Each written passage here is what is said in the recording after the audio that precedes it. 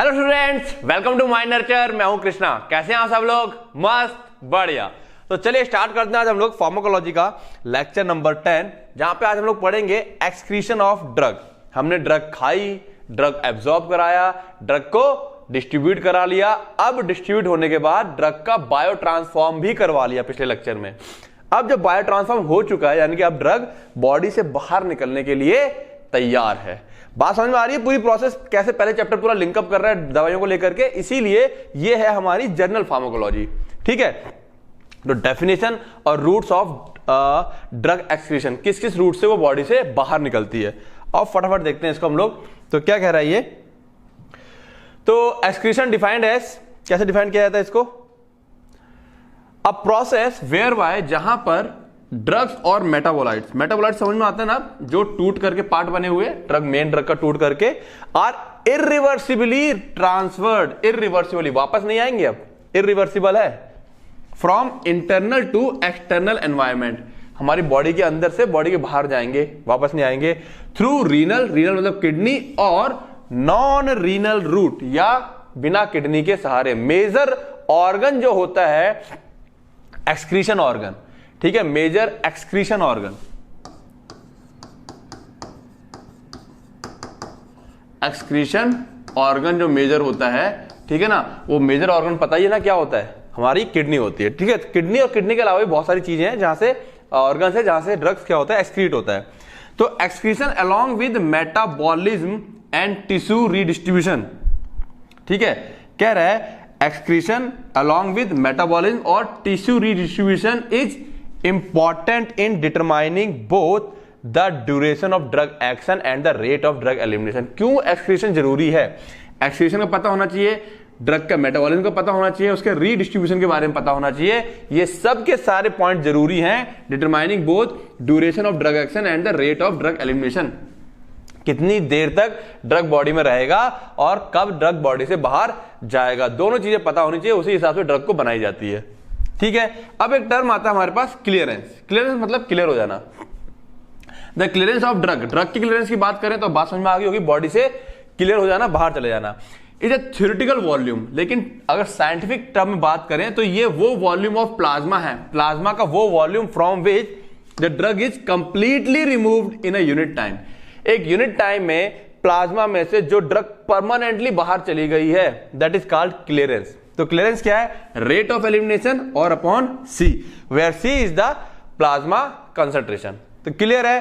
तो क्लियरेंस कुछ और नहीं है, कितने प्लाज्मा के वॉल्यूम में से ड्रग परमानेंटली क्या चले गई है, बाहर जा रही है पर यूनिट टाइम, एक सेकेंड में, एक मिनट में, जो हमारे ऊपर डिपेंड करेगा। देन प्लाज्मा हाफ लाइफ, अब हाफ लाइफ तो पहले पढ़ चुके हैं, ठीक है, बायो अवेलेबिलिटी में। थोड़ा सा यहां पर वही आ गया फिर से। The plasma half life T half of a drug is the time taken for its plasma concentration to be reduce to half of its original volume. Plasma में जितना ड्रग पहुंचा उसका आधा कितनी देर में हो जाएगा प्लाज्मा में, that is called plasma half life. ठीक है, वो कहीं ना कहीं वो हाफ लाइफ ही होती है। Now principal organ involve in excretion, principal organ involve in excretion, तो हमारे पास 1 2 3 4 5 6 ऑर्गन है। किडनी है, बाइल है, लंग्स है, सलाइवा है, मिल्क है और स्वेट पसीना है। तो आप फटाफट देख लें इसको हम लोग। अच्छा, किडनी में कुछ बातें समझने में दिक्कत कर सकती हैं अगर किडनी के पार्ट प्रॉपर नहीं पता है। तो अगर किडनी वाला ये टर्म यहां पे कुछ दिक्कत करता है तो इसको ऐसे यहां क्वेश्चन मार्क डाल लेंगे। मैं तो पढ़ाऊंगा, ये भी समझाऊंगा। फिर जब हम ह्यूमन एनाटॉमी और फिजियोलॉजी में किडनी पढ़ लेंगे, समझ लेंगे। बल्कि मैं यूं कहूंगा, जब हम लोगों ने क्या किया था, उसके डाययूरेटिक्स वाले ड्रग्स पढ़े थे, तब मैंने किडनी को बड़ा अच्छे से समझाया भी था, नेफ्रॉन वाले पार्ट को। अगर याद होगा तो यहां पे दिक्कत नहीं आएगी। फर्स्ट ईयर की बात बता रहा हूं मैं। फर्स्ट ईयर में जब हमने डाययूरेटिक्स पढ़े थे फार्मास्यूटिकल केमिस्ट्री में, तब मैंने नेफ्रॉन को बहुत अच्छे से समझाया था। खैर, याद नहीं है, भूल गए हो तो कोशिश करना समझने की, क्योंकि यहां पे कुछ पार्ट्स आने वाले हैं। तो क्या कह रहा है, किडनी में drugs are eliminated from the body primarily by the kidney. सबसे ज्यादा इंपॉर्टेंट तौर पर ड्रग कहां से बाहर निकलता है? किडनी से बाहर जाते हैं। The principal renal mechanism that are involve in the excretion of drug, कौन से 3 मैकेनिज्म है? Glomerular filtration, active tubular secretion और एक्टिव ट्यूबुलर एक्टिव ना आकर के यहां पे आ जाएगा पैसिव। यहां एनर्जी खर्च नहीं होती इसलिए पैसिव लिखा गया। ट्यूबुलर रीअब्जॉर्प्शन, जब रीअब्जॉर्प्शन होता है वो पैसिव होता है। ठीक है, अब ये डायग्राम मैंने यहाँ दिया हुआ है, ठीक है ना। यहाँ से ये आर्टरी है, ब्लड आया, ये ग्लोमेरुलर है, ठीक है, यहाँ से ब्लड गया, ये वाला पार्ट क्या है, पीसीटी, प्रॉक्सिमल कन्वोल्यूटेड ट्यूब्यूल, नीचे आया डिसेंडिंग लिम्ब, असेंडिंग लिम्ब, ये डीसीटी, डिस्टल कन्वोल्यूटेड ट्यूब्यूल, ठीक है, डिस्टल कन्वोल्यूटेड ट्यूब्यूल। तो इस तरीके से अगर ये स्ट्रक्चर तुम लोगों को याद है तो अच्छी बात है, अदरवाइज थोड़ा सा इसको एक बार रिवाइज कर लेना। तो इसका स्ट्रक्चर तो हो सकता है तुमको याद हो, लेकिन जो ये ट्यूबुलर रीअब्जॉर्प्शन क्या होता है, सिक्रीशन क्या होता है, ठीक है ना, जब किडनी सिक्रीट करती है, ठीक है, और जब वापस से जो इसके अंदर सल्यूट आता है वो रीअब्जॉर्ब होता है, ठीक है। तो ये सारी चीजें अगर याद है तो अच्छी बात है, अदरवाइज हम थोड़ा सा यहाँ समझने की कोशिश करेंगे और इसमें कुछ खास नहीं है। हमको पता है ना, ड्रग्स हमारा जो ये जितना ब्लड होता है हमारा यहाँ पे फिल्टर हो जाता है, सारी चीजें फिल्टर होके यहाँ आ जाती है, फिर यहाँ से यहाँ जाती हैं। कलर चेंज कर दूं मैं। ग्लोमेरुलर में सारी चीजें फिल्टर हो जाती हैं, फिल्टर होके यहाँ से यहाँ आती हैं, फिर यहाँ से यहाँ ऐसी होते हुई ये इस तरीके से यहाँ से यहाँ जाती होती हैं, फिर इस तरह से यहाँ आती हैं। तो होता क्या है, प्रॉक्सिमल कन्वोल्यूटेड ट्यूब्यूल, यहाँ पे होता है सिक्रीशन, जो इसके आसपास के ये ब्लड कैपिलरीज है ना, ये इनसे ड्रग निकल के इनमें आ जाता है। और जो पीसीटी है, ये वाला पार्ट डिस्टल कन्वोल्यूटेड ट्यूब्यूल, यहां से वापस से ड्रग क्या होती है, रीअब्जॉर्ब हो जाती है ब्लड कैपिलरी में। और ग्लोमेरुलर फिल्ट्रेशन, यहां से जो ड्रग हमारा फिल्टर हो गया। तो बस यही सारी चीजें हैं इसके अंदर, 3 पार्ट है इसके, फटाफट देखते हैं। ओके, तो क्या बोल रहा है ये, the ultra structure of glomerular. Ultra structure का मतलब क्या होता है, एकदम बारीक स्ट्रक्चर होता है, महीन स्ट्रक्चर होता है, ठीक है। Capillary wall is such that, ऐसा होता है, it permits a high degree of fluid filtration, बहुत ज्यादा मात्रा में यहां से फ्लूइड क्या होता है, फिल्टर होता है, while restricting the passage of compound having, और कुछ कंपाउंड्स का जो कि लार्ज होते हैं, जिनका मॉलिक्यूलर वेट उनको रोक देगा, बाहर निकलने नहीं देगा। तो फ्लूइड को तो निकलने देता है, और ऐसे कंपाउंड जिनका वजन या वेट बहुत ज्यादा है उनको यहां से फिल्टर वो नहीं हो पाते हैं। This selective filtration is important in that, ये सिलेक्टिव फिल्ट्रेशन इंपॉर्टेंट है क्योंकि हमारे बॉडी में जो प्रोटीन्स होती हैं उनका मॉलिक्यूलर वेट क्या होता है, काफी ज्यादा होता है, ड्रग का मॉलिक्यूलर वेट उतना नहीं होता है। तो this selective filtration is important in that it prevents the filtration of plasma protein, जिनका मॉलिक्यूलर वेट काफी ज्यादा है। तो ये सिलेक्टिव फिल्ट्रेशन कर रहा है, कुछ को जाने देगा, कुछ को नहीं जाने देगा। इससे क्या होता है, हमारी बॉडी का जो प्लाज्मा प्रोटीन है, एल्ब्यूमिन वगैरह, वो फिल्टर होकर यूरिन से बाहर नहीं जाता, वो हमारी बॉडी में ही बना रहता है, ठीक है। That are important for maintaining an osmotic gradient. अब ये जो प्लाज्मा प्रोटीन है, एल्ब्यूमिन वगैरह या जो भी और प्रोटीन होते हैं, वो हमारी बॉडी में क्या बना, मेंटेन करते हैं ऑस्मोटिक ग्रेडियंट, है ना। हमारी बॉडी में जैसे अगर ये ऑस्मोटिक ग्रेडियंट बिगड़ जाए तो बॉडी सूज जाती है हमारी, ठीक है। तो वो मेंटेन करके रखता है। यहां पर several factors including molecular size, charge, shape influence the glomerular filtration of large molecule. तो जो लार्ज मॉलिक्यूल है उनके ऊपर कौन कौन से लार्ज मॉलिक्यूल फिल्टर होंगे या कौन कौन से मॉलिक्यूल फिल्टर होते हैं, तो वो इन 3-4 चीजों पे डिपेंड करेगा, साइज पर, चार्ज पर, शेप पर, ठीक है। As the ultra filtrate is formed any drug that is free in plasma water, ठीक है ना, that is not bound to plasma, as the ultra filtrate is formed, ठीक है। अल्ट्रा फिल्ट्रेट मतलब जो छन के आ गया है। Any drug that is free in the plasma water, जो प्लाज्मा वाटर में फ्री है, मतलब ऐसा ड्रग जो प्रोटीन से बंधा हुआ नहीं है, हमने पढ़ चुके ना binding of drug with the protein. तो ऐसे ड्रग जो फ्री हैं, that is not bound to plasma protein. और आरबीसी, हमने देखा था आरबीसी की दीवार पे भी कुछ ड्रग्स जाके चिपक जाती थी, जिसे हम लोग बाउंड ड्रग कहा करते थे। विल बी फिल्टर्ड, जो फ्री वाले हैं वो फिल्टर हो जाएंगे as a result of the driving force provided by the cardiac pumping. जो पंप ने ना ताकत लगा रखी है, जिससे बड़ी तेजी से पानी का धार बह रही है ना। तुमको पता है, एक मोटी सी, अगर हम इसको मैं डिस्कस कर चुका हूं, समझो जरा बात को। यहां से पाइप आ रहा है इतना मोटा, फिर ये पाइप आगे जाके क्या हो गया, पतला हो गया, और प्रेशर से पानी आ रहा है, यहाँ पे ब्लड आ रहा है, आगे जाके पतला हो गया, तो यहाँ पे प्रेशर क्या होगा, बढ़ जाएगा। प्रेशर क्या कर जाएगा, इंक्रीज कर जाएगा। प्रेशर इंक्रीज कर जाएगा तो यहाँ से जो चीजें हैं वो छन्ना उनको क्या हो जाएगा, आसान हो जाएगा, इजीली चीजें बाहर निकल आएंगी, दैट इज। और ये कहां कौन प्रोवाइड करवा रहा है, कार्डियक पंपिंग, यानी कि हमारा जो ब्लड पंप कर रहा है उसकी वजह से ये फोर्स लग रही है। नाउ ऑल अनबाउंड ड्रग, जो अनबाउंड है, विल बी फिल्टर्ड, वो छन जाएगा as long as their molecular size, charge and shape are not excessively large. अगर जो फ्री बाउंड ड्रग हैं उनके ऊपर साइज उनका छोटा है, चार्ज नहीं है और उनका शेप ऐसा है कि वो छन्ने लायक हैं, तो वो सारे के सारे जो अनबाउंड ड्रग है वो फिल्टर हो जाते हैं। Compound with 20 angstrom to 42 angstrom में अंडरगो ग्लोमेरुलर फिल्ट्रेशन। लगभग इस साइज का जो कंपाउंड होता है वो क्या होता है, छन जाता है। बात समझ में आ गई। आगे आते हैं active tubular secretion. Active tubular secretion ये क्या होता है? एक्टिव मतलब यहां पे एनर्जी खर्च होगी और ट्यूब्यूल क्या करेगा, सिक्रीट करेगा। ठीक है, ट्यूब्यूलर क्या होता है मैं बता दूं, ये जो किडनी के पार्ट है ना, ये जो मैं लेके जा रहा हूं, ये ट्यूब जैसा स्ट्रक्चर जो है किडनी का, इसी को ट्यूबुलर कहा जाता है। ठीक है, ये सब क्या है, ट्यूब जैसा स्ट्रक्चर है, तो इनको ट्यूबुलर बोल दिया जाता है। ट्यूब्यूल बोला हुआ है या ट्यूबुलर बोल दो। ठीक है, इसी ट्यूब्यूल से क्या होगा, रीअब्जॉर्ब हो जाएगा, इसी ट्यूब्यूल में क्या हो जाएगा, सिक्रीट हो जाएगा। तो active tubular secretion, tubular secretion is the site is the transfer of material. Tubular secretion होता क्या, transfer of material from peritubular capillaries to the renal tubular lumen. ठीक है ना, यानी कि देखो पेरीट्यूबुलर क्या होते हैं, ये जो इसके आसपास है ना, ये जो इसके आसपास की जो नसें हैं, जो ब्लड वेसल्स हैं, इसी को हम लोग क्या बोलते हैं, पेरी ट्यूबुलर कैपिलरीज कहते हैं। देखो इसके आसपास लिपटी हुई, यहां से ड्रग मैंने बताया था ना, इससे यहां से ड्रग ये यहां जाएगा। ठीक है, the tubular secretion which carried out at the level of the proximal tubule is an active process. जो प्रॉक्सिमल ट्यूब्यूल यहां से स्टार्ट हो गया अपना, ये प्रॉक्सिमल ट्यूब्यूल ये दे रखा है, यहां पर जो सिक्रीशन हो रहा है, यानी कि यहां से इस ब्लड में से जो दवाइयां सिक्रीट होकर के इसमें जा रही हैं, ये एक एक्टिव प्रोसेस होती है, यानी कि एनर्जी खर्च होती है।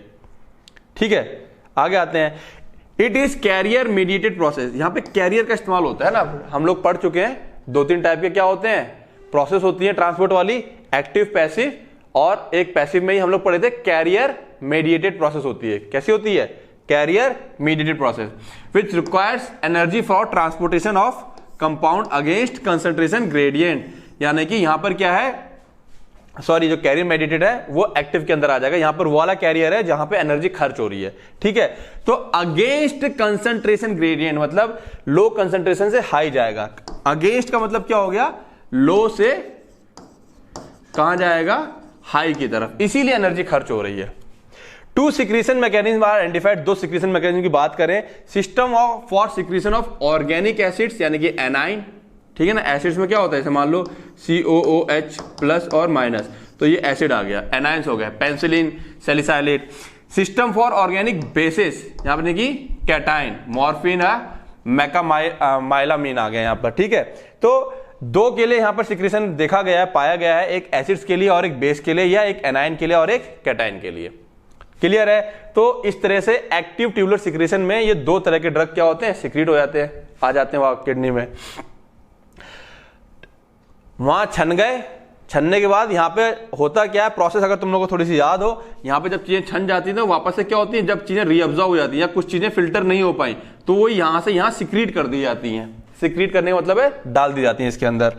ठीक है, आगे आते हैं, पैसिव ट्यूबुलर रीअब्जॉर्प्शन। अब यहां पर क्या एनर्जी खर्च नहीं होगी। Tubular reabsorption is the process that moves solutes and water out of the filtrate and back into your blood stream. वापस से तुम्हारे खून में डाल देना सॉल्यूट को और पानी को, जो उसके अंदर छन के आ गया था उसको वापस से ब्लड में डाल दिया जाएगा, that is your reabsorption.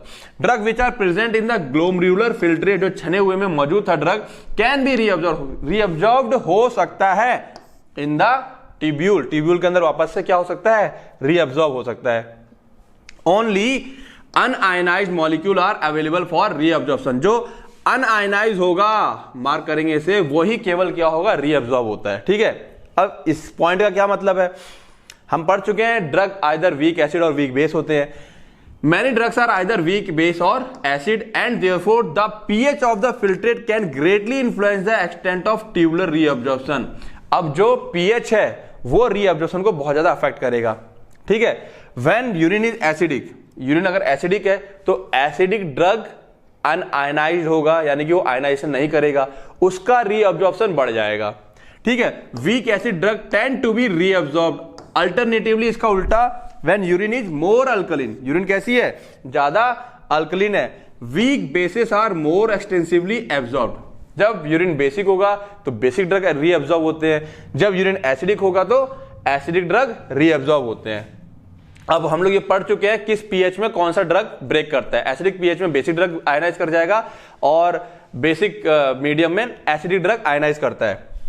Making the urine more acidic can cause less reabsorption of weak bases और इनहेंस एक्सक्रीशन। ठीक है, तो अगर हमको बेसिक चीजों को निकालना है, यहां पे कोई मतलब नहीं, वो ऊपर लाइन लिख दी गई है, making the urine more acidic. अच्छा हाँ, मेकिंग, यहां पे एक वर्ड लिखा है मेकिंग। अगर हमको ड्रग, कोई खास तरह का ड्रग बॉडी से निकालना है तो यहाँ पे एक एग्जांपल समझ सकते हैं, हम कुछ ऐसा डाल देंगे बॉडी के अंदर कि यूरिन जो है हमारा बहुत ज्यादा एसिडिक हो जाएगा। जब बहुत ज्यादा एसिडिक हो जाएगा तो less reabsorption of weak bases, जो वीक बेसिस है उनका रीअब्जॉर्प्शन बहुत कम होगा क्योंकि वो पूरे आयनाइज हो जाएंगे और इनहेंस हो जाएगा उनका क्या, एक्सक्रीशन। अब इसका इस्तेमाल कहां हो रहा है, देखो, in the case of drug overdose, किसके ओवरडोज में, ड्रग का ओवरडोज हो गया, ड्रग ज्यादा खा ली है, it is possible to increase the excretion of some drug by suitable adjustment of urine pH. ये संभव है कि हम यूरिन के पीएच को, है ना, डॉक्टर कई बार इंजेक्शन लगा देता है, ड्रग कोई पॉइजन हो गया बॉडी में, डॉक्टर क्या करेगा, इंजेक्शन लगाएगा। इंजेक्शन लगाने से पूरी बॉडी का जो पीएच है, यानी खासकर जो यूरिन का पीएच है, वो चेंज कर जाता है बड़ी तेजी से। तो पेशाब में वो ड्रग बार बार जल्दी जल्दी क्या होती है, निकलती रहती है। For example in the case of pentobarbital, a weak acid, जो कि एक वीक एसिड है, overdose it may be possible to increase the, इसका अगर ओवरडोज हो जाए, इट मे बी पॉसिबल, ये संभावना है, to increase the drug excretion by making the urine more alkaline. Urine को हम लोग क्या करते हैं, ये एसिडिक ड्रग है, वीक एसिड है, हम क्या करेंगे, यूरिन को अल्कलिन बना देंगे, बेसिक बना देंगे विद सोडियम बाइकार्बोनेट इंजेक्शन। इसका इंजेक्शन लगते ही यूरिन कैसा हो जाएगा, बेसिक हो जाएगा, और ये वाला ड्रग बड़ी तेजी से यूरिन से क्या होगा, पास आउट होकर बाहर आएगा। बात समझ में आ रही है? तो देख रहे हो, ड्रग एक्सक्रीशन, ये सब चीजें कहीं ना कहीं मायने रखती हैं और काम में आती हैं डॉक्टर्स के। नाउ बिलियरी एक्सक्रीशन, बिलियरी मतलब हमारा बाइल, बाइल पता है ना, जो लिवर बनाता है, बाइल जूस जिसे हम लोग कहते हैं, तो समझते हैं। Biliary excretion involve active secretion of drug molecule और their metabolite from hepatocyte into the bile. देखो मैं बता दूं, डायग्राम बिगड़ गया, ये ऐसे लीवर है, ठीक है, और यहां पर ये क्या है, गॉल ब्लैडर है। इसके अंदर क्या स्टोर होता है, बाइल। लीवर क्या करता है, इसके अंदर छोटे छोटे सेल्स होते हैं, जिसे हेपेटोसाइट सेल्स कहते हैं, ठीक है, हेपेटोसाइट सेल कहते हैं। ये अपने अंदर से क्या सिक्रीट करते हैं, ये अपने अंदर से बाइल को सिक्रीट करते हैं। बाइल यहां से सिक्रीट होता रहता है, होता रहता है, होता रहता है, और आ करके इस गॉल ब्लैडर में स्टोर हो जाएगा। तो जब ये बाइल को सिक्रीट करते हैं तो लीवर तो पता ही है ना, सबसे ज्यादा बायो ट्रांसफॉर्मेशन या मेटाबॉलिज्म जो होता है ड्रग का, वो कहां होता है, लिवर में। सबसे ज्यादा कहां होता है, लिवर में होता है।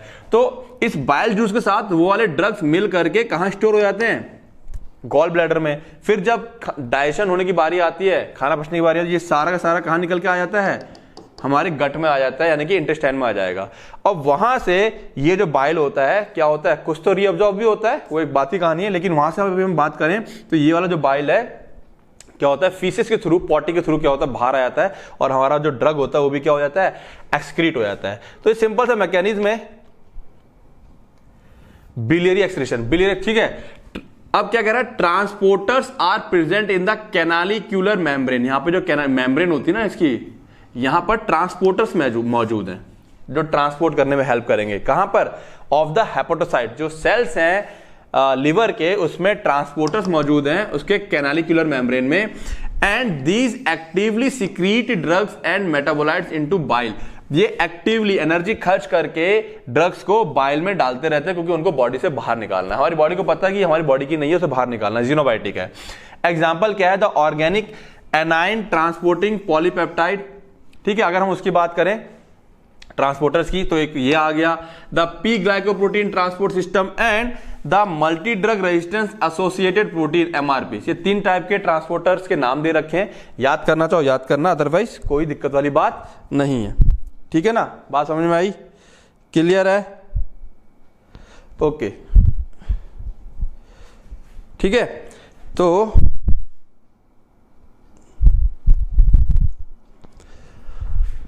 ड्रग इन बाइल, अब आगे देखते हैं, drug in bile enter the gastrointestinal tract, GIT में एंटर कर जाएगा, यानी कि हमारे कहां एंटर कर जाएगा, इंटेस्टाइन में, after storage in gall bladder, ठीक है,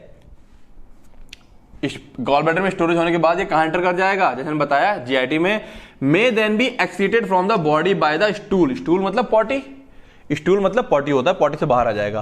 अ drug excreted in bile may be reabsorbed, जो बाइल में एक्सक्रीट हुआ है वो रीअब्सॉर्ब भी हो सकता है फ्रॉम द गैस्ट्रोइंटेस्टाइनल ट्रैक्ट, और a drug conjugate may be hydrolysed, या तो कई बार ऐसा हो सकता है कि जीआईटी से वो रीअब्सॉर्ब हो सकता है, या फिर जो ड्रग कॉन्जुगेट बना था फेज 2 बायो ट्रांसफॉर्मेशन, याद होगा अगर, वहां क्या बन गया था, ड्रग कॉन्जुगेट बन गया था, ये ड्रग कॉन्जुगेट हाइड्रोलाइज करेगा, जो कॉन्जुगेशन हुआ था ना वो टूट जाएगा, मेन ड्रग फिर फ्री हो जाएगा by the gut bacteria, liberating the original drug, original drug फिर से वापस आ गया, which can be return to the general circulation, वो वापस से क्या आ जाएगा, हमारे ब्लड स्ट्रीम में आ जाएगा। सच रिसाइकलिंग, ऐसी रिसाइकलिंग में कंटिन्यू, ठीक है, ऐसी जो रिसाइकलिंग हो रही है ना, ड्रग आया टूटा फिर वापस आ गया, फिर वापस आ गया, बाहर नहीं गया, ये जो रिसाइकलिंग हो रही है इसको हम लोग कहते हैं एंट्रोहेपेटिक साइकिल और सर्कुलेशन। एंट्रो मतलब गट और हेपेटिक लिवर, और उसमें क्या हो रहा है, साइकिलिंग चल रही है। सच रिसाइकलिंग में continue until the drug either, ये साइकिल लगातार चल सकती है, यानी कि ड्रग लगातार बॉडी में बना रहेगा, कब तक, until the drug either undergoes the metabolic changes in the liver, is excreted by the kidney और बोथ, या तो उसके अंदर कोई कुछ और चेंजेस आ जाए जिससे कि वापस रीअब्सॉर्ब ना हो, या वो किसी तरीके से क्या हो जाए, किडनी से बाहर हो जाए, या दोनों में से कोई एक काम हो जाए। यानी कि जो प्रोसेस चल रही थी बाइल वाली, बाइल वाले को अब क्या हो गया, बाइल से तो वो एक्सीट हो नहीं रहा वाला ड्रग है ना, वो बार बार रीअब्सॉर्ब हो जाता है, तो अब वो ड्रग को या तो लिवर के द्वारा तोड़ के बाहर किया जाएगा, या किडनी के द्वारा बाहर निकाला जाएगा, तभी वो बाहर जाएगा, अदरवाइज बाहर नहीं जाएगा। सच एंटेरोहेपेटिक रिसाइकलिंग इफ एग्जिस्ट एक्सटेंसिव, अगर ये साइकिल बहुत ज्यादा बड़ी हो जाती है, बड़ी मतलब बार बार रिपीट हो रही है, मे प्रोलॉन्ग, ऑब्वियस बात है, ऐसा ड्रग लंबे समय तक कहां रहेगा, बॉडी में रहेगा, मे प्रोलॉन्ग मतलब लंबा हो जाता है, significantly the presence of drug, अब ये बॉडी के अंदर ड्रग की प्रेजेंस को प्रोलॉन्ग कर देगी बहुत ज्यादा, या कोई टॉक्सिक है जो बॉडी में नहीं होना चाहिए वो बॉडी में लंबे समय तक रह जाएगा, and its effect within the body prior to elimination by other pathway, ठीक है ना। अब ये ड्रग क्या है, बॉडी में बढ़ती चली जाएगी जब तक कि किसी और तरीके से, क्योंकि ये तो बिलियरी एक्सक्रीशन है, इससे तो निकल नहीं रहा, जब तक कि किसी और तरीके से बॉडी से बाहर नहीं चला जाता है। ओरली एडमिनिस्ट्रेट, ओरली मतलब जो हम मुंह से खाते हैं, एक्टिवेटेड चारकोल, जो कई बार पॉइजन होता है तो चारकोल खिलाया जाता है, ठीक है ना, and an anion exchange resin, या एनाइन एक्सचेंज रेजिन होते हैं, ये भी तरह केमिकल है, have been used clinically to interrupt enterohepatic cycling, और पॉइजनिंग हो जाती है और लगता है कि ये ड्रग बॉडी से बाहर नहीं आ रहा है तो चारकोल खिलाया जाता है, या एनाइन एक्सचेंज रिजाइन खिलाया जाता है, जो बीच में ही ड्रग को क्या कर लेगा, ट्रैप कर लेगा, चिपका लेता है अपने ऊपर, and trap drugs in the gastrointestinal tract, और वो क्या करेगा, उसमें ही क्या कर लेगा, ट्रैप कर लेगा, और फिर वो उसको बॉडी से पॉटी के थ्रू बाहर ले आएगा या यूरिन के थ्रू पास करवा देगा, ठीक है। नाउ कॉलेस्टेटिक डिजीज, यानी कि स्टेट, जो कॉलेस्टेट यानी कि हमारा जो बाइल वगैरह गड़बड़ हो रहा है, in which the normal bile flow is reduced, अब यहां पे नॉर्मल बाइल का फ्लो क्या हो गया, कम हो गया है, will influence drug elimination by this route resulting in increase risk of drug toxicity, अब जो ड्रग इस बाइल के थ्रू बाहर निकलते थे इस डिजीज में, कॉलेस्टेटिक डिजीज में क्या हो जाएंगे, वो निकलना बंद हो जाएंगे या कम हो जाएंगे, जिससे कि ड्रग की टॉक्सिसिटी हो सकती है, जो ड्रग खास करके इसी रूट से निकलते हैं। बात समझ में आ रही है। नाउ पल्मोनरी एक्सक्रेशन, पल्मोनरी मतलब ठीक है जब हम सांस छोड़ते हैं, पल्मोनरी लंग्स, पल्मोनरी मतलब क्या हो गया, लंग, ठीक है ना, लंग्स, गैसेस, जाहिर सी बात है यहां पे जितना भी गैसेस वाले जो होंगे वो सब बाहर आएंगी, gases and other volatile substance, volatile मतलब जो उड़ जाते हैं, सच एज जनरल एनेस्थीसिया, जो सुंगा दिया जाता है, that enters the body primarily through the respiratory tract, अब एनेस्थीसिया जो होता है कई बार इंजेक्शन दिया जाता है, हम बात कर रहे हैं यहाँ पर गैस वाली सुंगाने वाले की, जिसको भी सुंगा के दिया जाता है, can be expected to be excreted by the this route, और वो जिस रूट से गया है, सूंघ के गया है, तो सांस लेंगे तो उसी से ही बाहर भी आ जाएगा वो, क्लियर है। No specialized transport system are involve, कोई ट्रांसपोर्ट सिस्टम नहीं होता है, केवल क्या डिफ्यूजन होगा higher to lower concentration in the loss of substance in expired air, simple diffusion across cell membrane is predominant, simple cell diffusion क्या होगा, diffusion process होती है higher to lower, the rate of loss of gases is not constant, gases का जो loss है वो constant नहीं होता है, depends on the rate of respiration and pulmonary blood flow. Lungs के पास कितना ब्लड फ्लो आ रहा है, हम कितनी तेज सांस ले रहे हैं, इसके ऊपर डिपेंड करेगा। ठीक है, ये एक तार नहीं होता कि लगातार इतनी गैस बाहर आएगी। ठीक, the degree of solubility of gas in blood also will affect the rate of gas loss. Obvious सी बात है, अगर सॉल्युबिलिटी बहुत ज्यादा है तो ब्लड में घुला रहेगा, अगर सॉल्युबिलिटी कम है तो ब्लड अपने अंदर से जल्दी से बाहर निकाल देगा।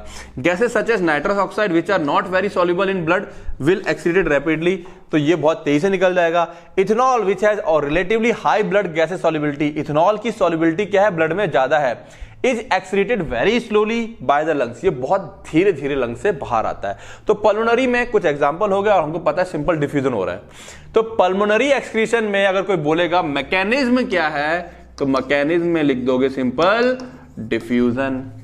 क्लियर है, इस सब क्वेश्चन आएगा 1 मार्क्स में, तुमको दूंगा मैं प्रैक्टिस में। नाउ अ सैलिवरी एक्सक्रीशन, सैलिवरी मतलब हमारा सलाइवा होता है। कई बार तुमने देखा है हम लोग आंख में दवा डालते हैं या हमारे बॉडी में इंजेक्शन लगा है, कई बार ऐसा होगा जो लोग बीमार हुए होंगे, इंजेक्शन यहां लगता है मुंह कड़वा हो जाता है, तो ये क्या होता है, वो इंजेक्शन जब वो जाता है यहां से तो सलाइवा से क्या होता है, उसका एक्सक्रीशन हो रहा है और फिर वो क्या हो रहा है, कड़वा कड़वा लग रहा है हमको। ठीक है, the pH of saliva varies from 5.8 to 8.4, vary करता रहता है। बीच का मान के चलते हैं इसका 6.4 या 6.2 के अप्रॉक्स या 6.8 है आई थिंक, जो कि हम स्टैंडर्ड मान लेते हैं, वरना वेरी कर जाता है। Unionized lipid soluble drugs are excreted passively, यहां पे भी एनर्जी खर्च नहीं होती है। जो अनआयनाइज्ड लिपिड सॉल्युबल ड्रग हैं वो पैसिवली रिलीज हो जाते हैं। The bitter taste in the mouth of a patient is indication of drug exceeded, तो सलाइवा से ड्रग एक्सीडेट हुआ, कई बार ना डॉक्टर जो एडमिट होते हैं कहते हैं सर मुंह कड़वा कड़वा लग रहा है, दवाई गई मुंह में कड़वापन आ रहा है, तो डॉक्टर कहता है दवाई की वजह से है, यानी कि वो ड्रग क्या हो रही है, सलाइवा से एक्सीडेट हो रही है। अब उसे निकल जाएंगे, वो पेट से होती हुई पॉटी से बाहर हो जाएगी। Compound excreted in saliva are caffeine, phenytoin और थियोफाइलिन, ये 3 टाइप के ड्रग दे रखे हैं जो इससे एक्सीडेट होते हैं।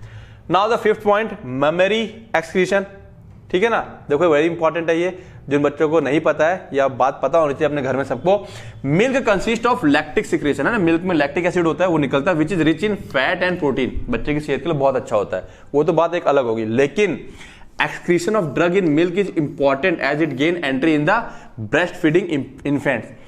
कई बार हम लोग क्या करते हैं, बच्चे को ठीक करने के लिए माँ को दवाइयां देते हैं, ठीक है ना, माँ की भी साथ साथ दवाइयां चलती हैं, क्यों, वो दवाई जो है क्या होती है, ब्रेस्ट फीडिंग, जब बच्चा दूध पीता है उस दूध में से ड्रग होता हुआ बच्चे की बॉडी में पहुंचता है। ठीक है, बट ये तो हो गया अच्छे के लिए।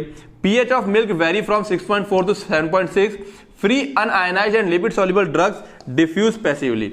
अब उसके अंदर से जो free unionized and lipid soluble drug हैं वो इजीली क्या करते हैं, डिफ्यूज हो जाते हैं। Highly plasma bound drug like diazepam is less secreted, अब डायजेपाम तो खतरनाक होता है, वो कम निकलता है उसमें से। Amount of drug excreted in milk is less than 1% and fraction consumed by infant is too less to produce the toxic effect. अब जो बच्चा दूध के साथ दवाई ले लेता है वो उतना ज्यादा नहीं होता कि टॉक्सिक इफेक्ट प्रोड्यूस करे, लेकिन कुछ केस में हो जाता है। सम पोटेंट ड्रग, पोटेंट मतलब ताकतवर drug like barbiturate and morphine में इंड्यूस टॉक्सिसिटी, ये अगर मदर खाती है तो मिल्क से होता हुआ बच्चे की बॉडी में चला जाता है और बच्चे को नुकसान कर देता है। तो एक्सक्रीशन अच्छा भी है और खराब भी है। ठीक है, एक्सक्रीशन यहाँ फिलहाल तो हम क्या पढ़ रहे हैं, एक्सक्रीशन पढ़ रहे हैं, तो हमें सिंपल पता होना चाहिए, यस मिल्क के थ्रू जो ड्रग होती है बॉडी से बाहर आती है। ठीक है, आगे आते हैं। स्किन एक्सक्रीशन, हमारी स्किन से क्या निकलता है, पसीना निकलता है। Drug excreted through skin via sweat, पसीने से निकलता है। Follow pH partition hypothesis, pH के हिसाब से पीएच पार्टीशन हाइपोथेसिस को फॉलो करता है ये। ठीक है, excretion of drug through skin में लीड टू अर्टिकेरिया और डर्मेटाइटिस, स्किन से जब निकलता है ना बहुत ज्यादा स्वेट तो अर्टिकेरिया और डर्मेटाइटिस हो सकती है। Compounds like benzoic acid, salicylic acid, alcohol and heavy metals, ये जो कंपाउंड है benzoic acid, salicylic acid, alcohol और heavy metals like lead, mercury and arsenic are excreted in sweat, ये सारी तमाम चीजें हैं जो हमारी अगर बॉडी में अंदर हो तो पसीने से बाहर निकलती रहती है, इसीलिए वर्कआउट करना, पसीना निकालना बहुत जरूरी होता है। अब पूरी की समरी अगर बना दें हम लोग तो देखो क्या है, रूट की बात करूं मैं अगर, पहला यूरिन, बाइल, लंग्स, सलाइवा, ठीक है, मिल्क और पसीना। मैकेनिज्म क्या है, glomerulofiltration, active tubular secretion, passive tubular reabsorption, active secretion, passive diffusion, active transport, passive diffusion, ये मैकेनिज्म आ गया। और ड्रग कौन कौन सी है, free unionized lipophilic drug, free unionized lipophilic, ठीक है, ज्यादातर कैसे हैं, अनआयनाइज्ड और लाइपोफिलिक है। तो ये पूरी समरी है कौन कौन सी ड्रग्स एक्सक्रीट होती हैं, क्या मैकेनिज्म और क्या इसका रूट है। ठीक है, तो ये था हमारा आज का लेक्चर जहां पे हमने जाना कि एक्सक्रीशन कैसे होता है। तो लेक्चर जान लिया है, अब हम लोग आज जान लेते हैं किसके बारे में अपने माइंड नर्चर ऐप के बारे में। तो आओ जानते हैं अपने माइंड नर्चर ऐप के बारे में। तो यस, हमारे चैनल का जो नाम है माइंड नर्चर, उसी के नाम से अब ऐप आ चुका है जो कि गूगल के प्ले स्टोर पे मौजूद है। ठीक है, लेक्चर के लिंक में भी उसका डिस्क्रिप्शन दे रखा है और चाहो तो डायरेक्ट कहां प्ले स्टोर पे जाकर के उसको डाउनलोड कर सकते हो। ठीक है, अब देखो YouTube पर लेक्चर्स एंड नोट्स YouTube पर भी अवेलेबल है फ्री ऑफ कॉस्ट, है ना। जब मैं पहले से ही पढ़ा रहा था ये, तो मैंने बच्चों से प्रॉमिस किया था कि लेक्चर और नोट्स जैसे डाल रहा हूं मैं YouTube पर ठीक वैसे डालता रहूंगा, कोई चेंज नहीं आएगा। जितने लेक्चर मेरे ऐप में होंगे, जितने नोट्स मेरे ऐप में होंगे, उतने लेक्चर और नोट्स आपको YouTube पर भी मिलेगा। बट क्या चीज आपको YouTube पर नहीं मिलेगी, वो चीज है 1 मार्क्स क्वेश्चन की प्रैक्टिस, जो 1 मार्क्स इंपॉर्टेंट क्वेश्चन होंगे। ठीक है ना, 1 मार्क्स क्वेश्चन में बेसिकली तुम्हारे पास क्या आते हैं, MCQ और फिल इन द ब्लैंक्स। ठीक है ना, ये तुम्हारे अब नए जो पैटर्न है उसमें नया एग्जाम पैटर्न है। ठीक है ना, उसमें MCQ और फिल इन द ब्लैंक्स आ रहे हैं, दोनों मिलाकर के 10 नंबर के ये आते हैं, 10 नंबर के ये आते हैं। ठीक है, प्लस 2 मार्क्स क्वेश्चन, यानी कि आप इतना सारा पढ़ेंगे, यहां वो कुछ इंपॉर्टेंट क्वेश्चन दूंगा मैं 2 मार्क्स 3 मार्क्स 5 मार्क्स की, अगर केवल आप उतना ही पढ़ लेंगे तो पास तो गारंटी हो जाएंगे। ठीक है, और हाँ जब डिटेल नॉलेज चाहिए होगी, ठीक है, तो उसके लिए पूरा लेक्चर पढ़ेंगे भी और समझेंगे भी आप लोग, मैं तो पढ़ा ही रहा हूं। ठीक है, और जिस बच्चे को केवल पास होना है वो केवल मेरा क्या करेगा, इन क्वेश्चंस की प्रैक्टिस कर लेगा। लाइव क्लास होगी। अब मान लो मैं ये यूट्यूब पे लेक्चर को पढ़ा दिया है, अब वो कहीं कुछ तुम्हारा डाउट फंस गया है, ठीक है, तो वो कैसे कवर होगा वो, तो उसके लिए क्या होगा, लाइव क्लास होंगी। डाउट्स के लिए मैं आया करूंगा लाइव क्लास, जो कि अभी स्टार्ट ऑलरेडी हो चुकी है, बच्चे डाउट्स पूछ रहे हैं और क्लास चल रही है। सबसे बच्चों बड़ी चीज जो होने वाली है, MCQ टेस्ट की प्रैक्टिस। ये तो चलो एक बार को ठीक है, MCQ क्वेश्चंस की इतनी सारी प्रैक्टिस होने वाली है। हर लेक्चर से 15-20 क्वेश्चन, फिर पूरे चैप्टर से मिला करके 100-150 क्वेश्चन हो जाया करेंगे, जो कि तुम्हारे डी फार्म और सबसे इंपॉर्टेंट एग्जिट एग्जाम के ऊपर बेस्ड होने वाले हैं MCQ क्वेश्चन। अब देखो समस्या क्या है, ये MCQ क्वेश्चंस का टेस्ट हम लोग कहां नहीं ले सकते, यूट्यूब पर नहीं ले सकते। अब यूट्यूब पे क्या होगा मैं बताता हूं। ऐसे में चल रहा हूं, क्वेश्चन लिखा होगा, 4 ऑप्शन लिखे होगा, मैं बोलूंगा बच्चों ये क्वेश्चन है, ये 4 ऑप्शन है, इसका आंसर ये है। मजा नहीं आएगा ऐसे। ठीक है ना, मजा कैसे आएगा, क्वेश्चन सामने होगा, तुम पढ़ोगे और तुम आंसर क्लिक करोगे, पढ़ करके सोच करके, वो मजा आएगा, उससे प्रैक्टिस होती है असली। ठीक है ना, तो ये सबसे बड़ा पार्ट आपको मिलने वाला है। फिल इन द ब्लैंक्स के बारे में बात कर ही चुका हूं। Routine test for D Pharm and exit exam, only 40% marks चाहिए, सबको पता है। 100 में से सबको कितने चाहिए, 40 नंबर में पास हो जाओगे। ठीक है ना, तो रूटीन टेस्ट का क्या मतलब है, मान लो चैप्टर 1 किसी सब्जेक्ट का खत्म हुआ, उसका टेस्ट हो जाएगा, फिर चैप्टर 2 खत्म हुआ, उसका टेस्ट हो जाएगा, फिर कंबाइंड टेस्ट होगा एक किसका, chapter number 1 plus chapter number 2 का, फिर चैप्टर 3 मान लो खत्म हो गया, फिर उसके बाद एक कंबाइंड टेस्ट होगा 1 + 2 + 3, इस तरह से चलता रहेगा। एक टाइम वो आएगा 1 + 2 + 3, मान लो 13 चैप्टर है तो कंबाइंड टेस्ट हो रहे हैं। ये जो टेस्ट अगर बच्चा कोई मन से देता है, बहुत अच्छे मन से, तो मोर देन 95% उसका कहीं नहीं गया है। और अगर बेमन से भी दे रहा है 20-30% तैयारी करके भी, तो 40% यानी कि 40 नंबर लाना, फिर उसके लिए फाइनल एग्जाम में बहुत आसान हो जाएगा। और सबसे बड़ी बात बेटा, जो पढ़ाई होगी ना हमारा इस एग्जाम को टारगेट करके होगी।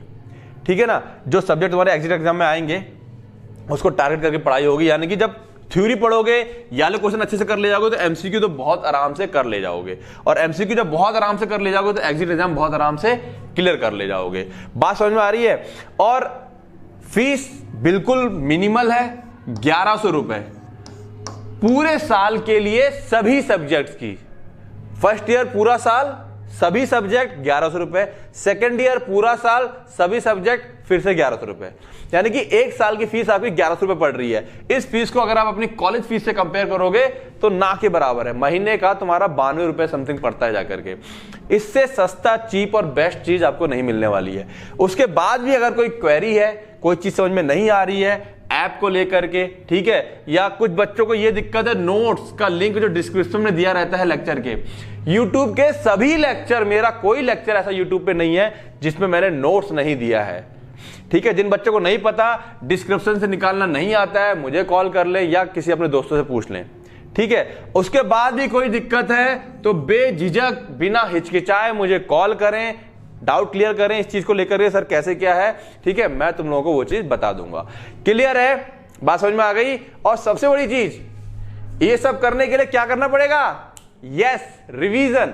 बिना रिवीजन के आप ये सारी चीजें नहीं कर पाओगे, यानी कि पढ़ना पड़ेगा, है ना।